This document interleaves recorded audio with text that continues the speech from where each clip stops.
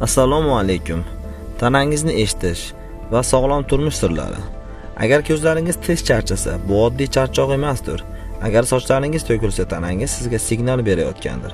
Chunki inson tanasi bu mukammal tizim. Bugun siz bilan tana a'zolari beradigan 5 ta muhim signal haqida gapirishamiz. Boshlashdan oldin kanalga obuna bo'ling. Qani bo'lmasam, boshladik. Birinchisi ko'zlar. Agar ko'zlaringiz tez charchasa, quruqlashsa, kechasi yaxshi ko'rmasangiz, tanada vitamin A yetishmayotgan bo'lishi mumkin.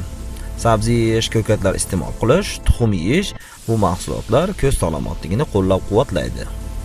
Ikkinchisi sochlar. Agar sochlaringiz odatdagidan ko'ra tez to'kilsa, yupqalashsa, bu ko'pincha vitamin D yoki vitamin B7, biotin yetishmovchiligi bo'lishi mumkin. Quyoshda yurish, tuxum, yong'oq, baliq iste'mol qilish sochlar uchun juda foydali. Uchinchisi tish va milklar.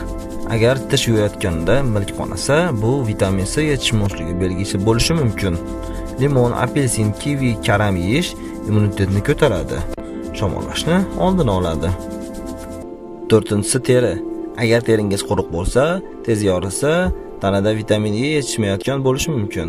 Bodom, kungaboqar urug'i, o'simlik moyilari terini rag'batlantiradi. Beshinchisi mushaklar. Agar mushaklar tez charchasa yoki og'risa, bu vitamin D yetishmovchiligi bilan bog'liq bo'lishi mumkin. Quyosh nuri, baliq, sut mahsulotlari mushaklarni vitamin bilan ta'minlaydi. Ammo shuni unutmang. Har bir alomat aniq tashxis degani emas. Eng to'g'ri yo'l qon tahlili topshirish va mutaxassis bilan maslahatlashish.